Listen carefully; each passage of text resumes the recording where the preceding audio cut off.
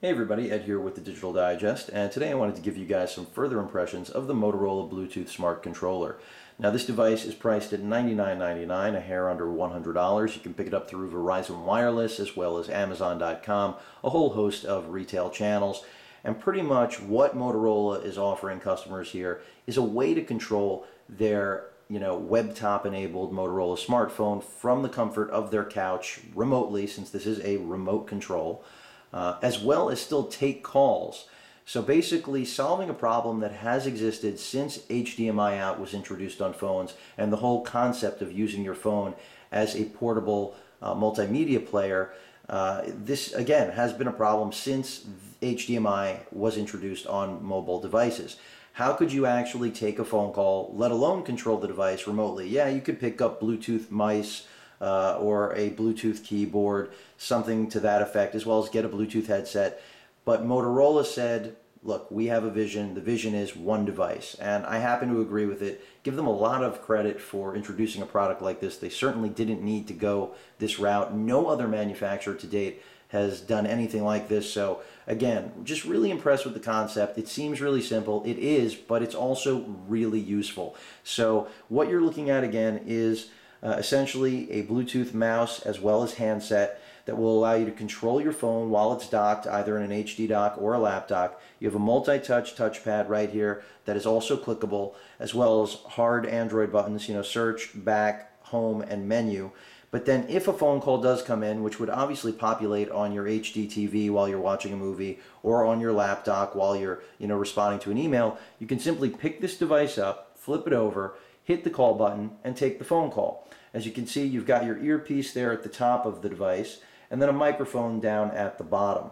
Really simple. You just put it to your ear and you're good to go. You take your call. Now, in regard to battery life, I can't give you guys a firm fix. I can tell you that in the 2+ weeks that I've been using it, I have not needed to charge this. This does charge via USB, as you can see at the bottom there, as well as the notification LED light, which tells you whether or not you're synced, whether the battery is low, etc. A whole host of notification-esque features there. On the left side of the device, you do have a dedicated volume rocker, which pressing up or down when receiving a call will allow you to ignore or silence the call, much like your smartphone would. You also have a dedicated mute button right there, which obviously press once will mute, another time unmute. The call button not only allows you to pick up a call, receive a call, but also end it, but also redial your most recent call with a long press. So that pretty much covers the functions of the buttons on the device. Of course, you do have a power button up at the top, which once you've synced this device with your respective Motorola web top enabled smartphone, all you will actually have to do is flip that power switch and you will be immediately synced up and ready to go.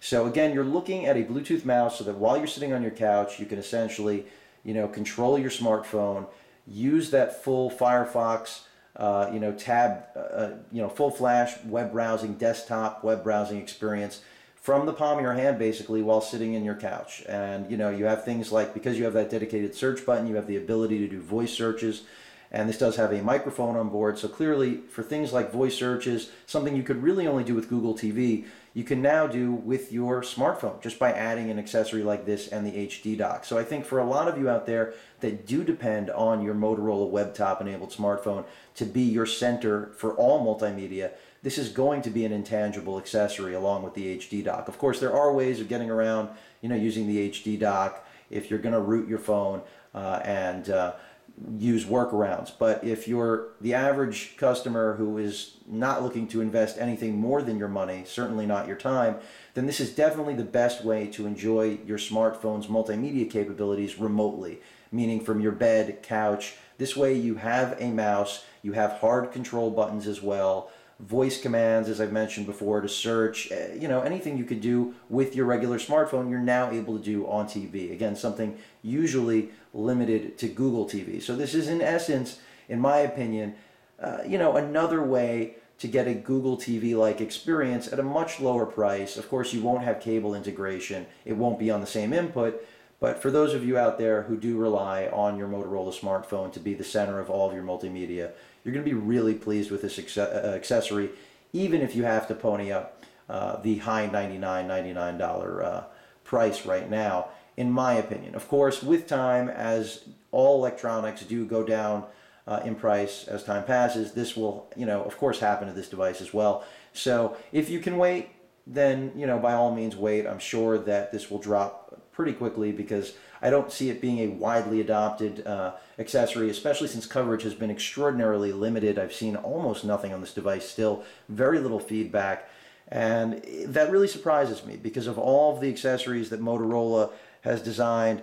I can see where people can argue that an accessory like the lap dock is certainly something they don't need if they are limited in their data plans. But something like this, as I mentioned, is just clearly an intangible accessory if you use your phone with any type of dock, even if it's the lap dock. If you want to be able to take calls, you're better off having a device like this that you could still use at home or on the road when hooking up to a larger screen that can double rather than just using dedicated Bluetooth headsets or keyboards or a mouse, as I mentioned before. So I do think Motorola is worthy of its name here in terms of calling this a smart controller, because it certainly is.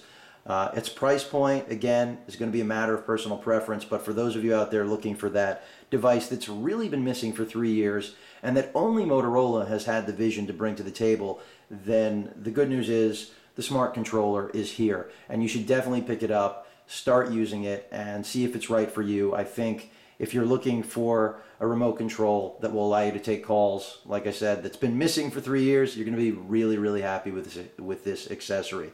I think I've pretty much covered everything. Nothing really negative to say about this other than, again, that lofty price point. But if you need it, it's still beyond palatable for the functionality you get. And that's what I really like about what Motorola is doing here with accessories like this, the lap dock, the HD dock. It's that they're extending the value and the functionality you get out of your phone. And like I said, where many people could argue that an accessory like the lap dock is redundant because they could simply tether from their phone to their laptop, well, a device like this is not redundant. That I can say without hesitation.